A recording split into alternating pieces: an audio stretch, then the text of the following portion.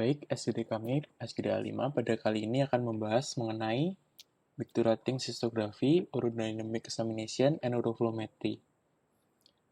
Baik, sebelumnya perkenalkan nama saya Adil Ruskwandi dengan NIM 3 digit terakhir 162. Adapun yang akan kami bahas pada hari ini adalah latar belakang, ketiga pemeriksaan penunjang tersebut, dan simpulan. Baik, untuk pada bagian urologi terdapat beberapa pemeriksaan penunjang yang dapat dilakukan untuk membantu diagnosis. Beberapa contohnya adalah yang akan kami bahas pada berikut ini. Yang pertama adalah Micturating Cystography atau MCUG, merupakan pemeriksaan kontras dengan kontras yang dilakukan untuk melihat apakah daya obstruksi atau tidak pada urinary tract. Lalu selanjutnya adalah Urodynamic Examination, adalah pemeriksaan yang dilakukan untuk mengetahui fungsi dari kandung kemih, uretra, dan sphincter untuk menyimpan dan mengeluarkan urin. Lalu yang terakhir ada uroflowmetry yang dilakukan untuk mengetahui laju aliran dan volume aliran urin. Baik, perkenalkan saya Gus Jawa Radiana Remaja dengan 3 digit NIM terakhir 224. Di sini saya akan menjelaskan sedikit tentang Micturating Cystography. Next. Jadi untuk indikasi dari Micturating Cystography itu adalah yang pertama ada urinary tract infection, lalu ada dysuria, dysfunctional voiding, hydronephrosis, bladder outlet obstruction, lalu ada hematuri, trauma, urinary incontinentia, lalu ada neurogenic dysfunction pada kantong kencing, dan kelainan kongenital pada genitourinary tract. Selanjutnya. Baik, izin melanjutkan. Perkenalkan saya Devita Pratmaswari dengan NIM 192. Jadi mengenai kontraindikasi dari kontraindikasi absolut tersendiri itu tidak ada, namun ada beberapa kontraindikasi relatif. Di antaranya adalah kehamilan karena ini bermasalah terhadap radiasi kepada si janinnya itu sendiri. Kemudian infeksi saluran kemih, di mana profilaksis antibiotik harus dipertimbangkan pada pasien dengan riwayat infeksi saluran kemih. Pada pasien dengan infeksi saluran kemih yang aktif, itu dipertimbangkan untuk menunda sistografi hingga infeksinya sembuh. Kemudian alergi terhadap media kontras. Jadi terdapat kemungkinan jika media kontras itu dapat diserap secara sistemik selama sistografi. Hal ini biasanya terjadi jika terdapat ekstravasasi media kontras dari lumen uretra atau kandung kemih dan dapat terjadi meskipun jarang tanpa adanya ekstravasasi yang jelas. Jadi alergi terhadap media kontras ini harus diwaspadai juga. Kemudian adesi labial, di mana VCUG atau Voiding Cystoureterografi ini harus dilakukan ketika adesi telah dilepaskan.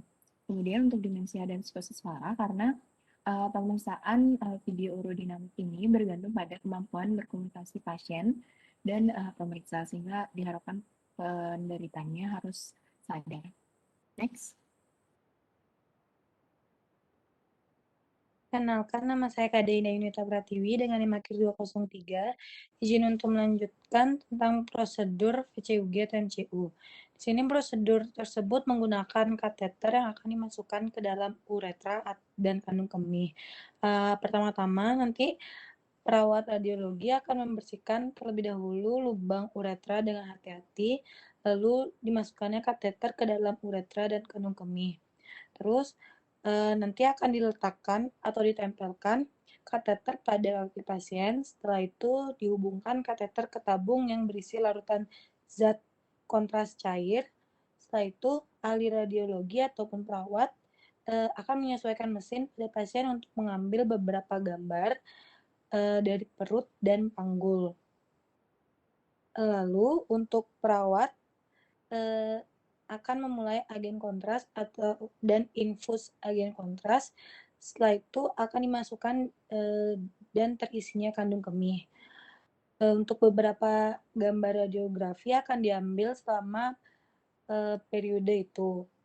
Nanti kemungkinan pasien akan diminta untuk berpindah dari satu sisi ke sisi lain untuk melihat sudut gambar yang berbeda saat pasien merasa ingin buang air kecil dan kandung kemih yang sudah penuh. Untuk infus kontrasnya sendiri akan berhenti dan pasien dapat buang air kecil ke dalam wadah. Setelah itu pasien akan buang air kecil secara spontan dan gambar radiografi juga akan diambil saat buang air kecil ataupun saat selesai buang air kecil dan kateter akan dilepas. Selanjutnya akan dijelaskan oleh teman saya. Terima kasih. Baik, perkenalkan saya Made Syanindita Putri Larasati dengan NIM 165. Untuk selanjutnya adalah pemeriksaan urodynamic examination. Yang pertama itu membahas mengenai indikasinya. Adapun menurut the American Association of Urology bekerja sama dengan Society for Urodynamics, Female Pelvic Medicine, and Urogenital Reconstruction merangkum indikasi utama untuk melakukan studi urodinamik menjadi 5 kategori, yaitu yang pertama ada mengidentifikasi disfungsi lower urinary tract. Kemudian yang kedua, memprediksi konsekuensi disfungsi lower urinary tract pada saluran kemih bagian atas. Yang ketiga, memprediksi hasil manajemen. Yang keempat, menilai hasil intervensi. Dan yang kelima, menilai kegagalan pengobatan. Tes urodinamik standar berguna jika yang pertama ada diagnosis yang tidak jelas, kemudian intervensi bedah menjadi pertimbangan, kemudian ada beberapa patologi yang hidup berdampingan, yang keempat, diperlukan keputusan mengenai gejala mana yang harus ditangani terlebih dahulu, dan yang kelima, pasien dengan masalah urologi atau anatomi yang kompleks. Baik, terima kasih. Selanjutnya dilanjutkan oleh teman saya. Perkenalkan, nama saya Nagung Natalia Putri dengan NIM-AKIR 250. Izin melanjutkan ke bagian kontraindikasi. Jadi, untuk kontraindikasi absolut dari pemeriksaan urodinamik itu apabila terdapat infeksi saluran kemih, maka pemeriksaan tidak boleh dilakukan. Sedangkan untuk kontraindikasi relatifnya itu seperti apabila individu tidak mampu mematuhi aturan atau mengkomunikasikan sensasi kandung kemih, jika terdapat gangguan kognitif yang parah. Lalu yang kedua, jika individu tidak mampu dimasukkan kateter kandung kemih, jadi ketidakmampuan kateterisasi kandung kemih jika terdapat struktur uretra misalnya. Lalu jika individu mendapatkan pengobatan disfungsi kandung kemih, itu pengobatannya bisa dihentikan 48 jam sebelum pemeriksaan dilakukan. Lalu jika sedang memakai indwelling catheter, jika terdapat autonomic dysrefleksia, dan apabila studi hasil pemeriksaan tidak dapat merubah pengambilan keputusan, penanganan pasien maupun hasil perawatan pasien. Lalu untuk kontraindikasi dari pemeriksaan multi-channel urodynamics testing, itu apabila terdapat sistitis dan gross hematuria yang tidak dievaluasi dan tidak ditangani. Oleh karena itu, apabila ingin melakukan MCUD harus dievaluasi dan ditangani terlebih dahulu, dan jika pasien tidak kooperatif dan tidak mampu mentolerir kateterisasi dari urin. Sekian bisa dilanjutkan oleh teman saya. Terima kasih. Perkenalkan, nama saya Gustiayu Putu Melisa dengan 3 digit NIM terakhir 046. Di sini saya akan menjelaskan tentang prosedur pelaksanaan pemeriksaan urodinamik. Pemeriksaan ini tergantung dari jenis pemeriksaannya, karena pemeriksaan urodinamik meliputi beberapa jenis pemeriksaan, yakni yang pertama ada cystometric test. Tes ini bertujuan untuk mengukur berapa banyak urin yang bisa ditahan oleh kandung kemih, kemudian berapa banyak tekanan yang terbentuk dalam kandung kemih pada saat menyimpan urin dalam kandung kemih, serta melihat seberapa penuhnya kandung kemih saat keinginan buang air kecil dimulai. Kemudian pada pemeriksaan ini, prosedurnya dengan memasukkan kateter khusus yang berukuran lebih kecil dan sudah memiliki alat pengukur tekanan atau manometer ke dalam kandung kemih. Yang kedua ada uroflowmetri yang nanti dijelaskan oleh rekan saya juga. Di sini saya akan jelaskan sedikit tentang uroflowmetri yang berarti pemeriksaan dengan mengukur kecepatan dan volume urin. Lalu ada post void residual measurement. Ini adalah tes urodinamik yang dilakukan untuk mengukur jumlah urin yang tersisa di dalam kandung kemih setelah buang air kecil. Sisa urin diukur dengan peralatan ultrasound yang menggunakan gelombang suara untuk membuat gambaran kandung kemih. Selanjutnya ada leak point pressure measurement. Itu adalah pemeriksaan untuk mengukur tekanan pada titik kebocoran selama tes cystometry tadi. Di sini terdapat manometer untuk mengukur tekanan di dalam kandung kemih saat ada kebocoran dalam kandung kemih. Kemudian ada pressure flow study. Tes ini untuk mengukur tekanan kandung kemih yang diperlukan untuk buang air kecil dan laju aliran yang dihasilkan oleh tekanan tertentu. Pressure flow study digunakan untuk mengidentifikasi penyumbatan saluran kandung kemih yang mungkin dialami oleh pria akibat pembesaran prostat. Selanjutnya ada elektromiografi yang menggunakan sensor khusus untuk mengukur aktivitas listrik otot dan saraf di dalam dan sekitar kandung kemih serta sphincter. Kemudian yang terakhir ada video urodynamic test. Tes ini dengan mengambil gambar atau video kandung kemih selama pengisian dan pengosongan kandung kemih. Sekian.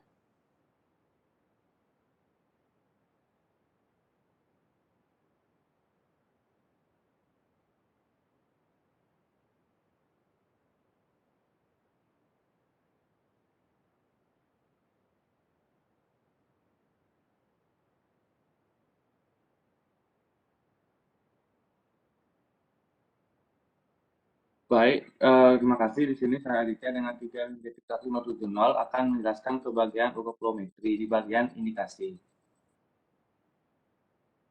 Jadi indikasi dari urofilometri ini bisa mengecek beberapa penyakit seperti berikut, yaitu benign prostatitis, frequent urinary tract infection, kanker prostat, urinary incontinence, urinary blockage, dan neurogenic bladder syndrome. Sekian penjelasan dari saya, kemudian bisa dilakukan oleh rekan saya. Terima kasih. Baik, perkenalkan nama saya Astri Meliana dengan 3 digit yang terakhir 113. Selanjutnya ada pun kontraindikasi dari urofilometri, yakni tidak terdapat kontraindikasi absolut pada pemeriksaan urofilometri. Namun pemeriksaan ini merupakan karena pemeriksaan ini merupakan pemeriksaan yang non-invasif, meskipun tidak ada kontraindikasi dalam pemeriksaan ini, terdapat beberapa hal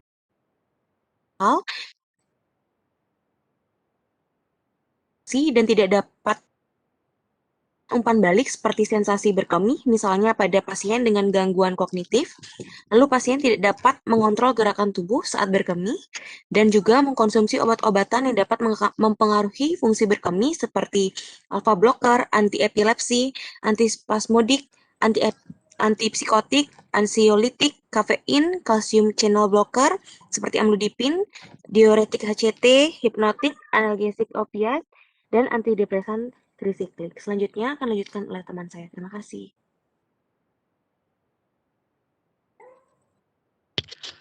Baik, perkenalkan nama saya Gusti Agung Dwi Pratnyana dengan NIM terakhir 098. Adapun prosedur yang dilakukan dalam pemeriksaan urofilometri, yang pertama adalah persiapan pasien, di mana pertama-tama pasien diminta untuk mengisi catatan harian berkemih atau frekuensi volume chart, di mana catatan ini minimal diisi 3 hari sebelum pemeriksaan. Selanjutnya, kita akan tanyakan riwayat konsumsi obat pada pasien saat ini dan hindari penggunaan obat antikolinergik selama 5 hari sebelum pemeriksaan, serta meminta pasien untuk mengisi inform consent. Selain itu juga pasien pada saat pemeriksaan diminta datang dengan cukup terisi penuh, karena urofilometri ini dapat dilakukan jika volume urin pada orang dewasa di atas 150 ml dan pada anak-anak di atas 50 ml. Nah, baik, di sini ada peralatan yang digunakan dalam urofilometri. Yang pertama ada uflometer yang bagian A, lalu ada picometer, ada V-flometer, key single device, dan juga ada kapo.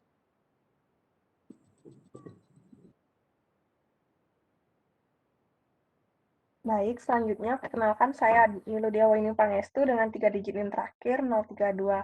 Nah, di sini saya akan menjelaskan mengenai prosedur tindakan dari urofilometri itu. Nah, yang pertama, jelaskan cara menggunakan urofilometer kepada pasien. Nah, minta pasien untuk menekan tombol mulai pada filometer ketika pasien sudah siap untuk berkemih dan hitung hingga 5 detik sebelum mulai berkemih. Nah, kemudian arahkan urin ke dalam corong, kemudian alat urofilometri akan merekam informasi yang diperlukan. Beritahu pasien agar tidak mengejam saat berkemih, dan usahakan untuk mempertahankan posisi yang sama. Nah, ketika selesai berkemih, hitung kembali hingga 5 detik. Kemudian tekan tombol filometer kembali. Next. Nah, dari hasil pemeriksaan urofilometri ini, biasanya yang kita nilai yang pertama adalah nilai Qmax. Jadi, normalnya itu adalah sekitar 15-20 ml per sekon atau lebih. dikatakan rendah jika dia kurang dari 10 ml per sekon. Jadi yang kedua yang dilihat juga adalah waktu berkemihnya. Nah, waktu berkemih yang normal yaitu sekitar 15 sampai 30 detik. Yang ketiga yang dapat dilihat kan aliran urin yang dipengaruhi oleh jumlah volume berkemih. Nah, di mana volume urin minimal yaitu sekitar 150 sampai 200 ml. Nah, untuk hasilnya bisa dilihat seperti pada kurva di depan di PPT. Mungkin sekian saya. Next. Baik, selanjutnya saya akan melanjutkan untuk simpulannya. Perkenalkan, nama saya Dewa Madi Prasetya dengan 3 digit NIM akhir 233.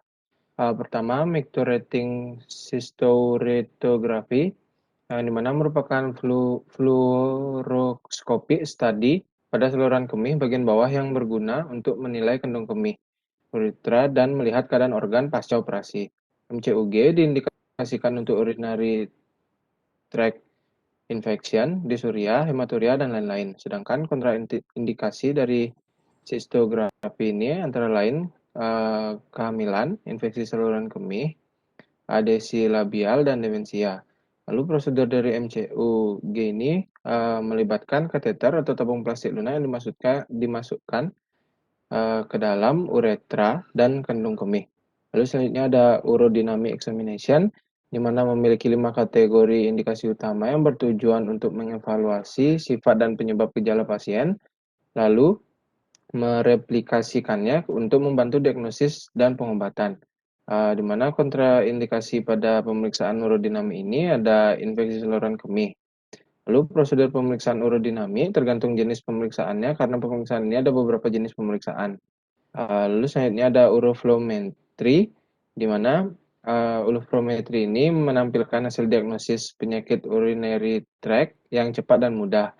Uroflowmetry ini mendeteksi obstruksi pada aliran urin yang mengganggu kelancaran berkemih seperti benign prostat hypertrophy, kanker prostat, dan lain-lain. Tidak ada kontraindikasi absolut pada pemeriksaan ini, tetapi terdapat beberapa hal mempengaruhi akurasi dari pemeriksaan ini, yaitu pada pasien yang tidak mengikuti instruksi saat pemeriksaan dan mengonsumsi obat-obat yang mengganggu fungsi dari berkemih. Sekian dari presentasi SGD A5. Saya tutup dengan terima kasih. Terima kasih.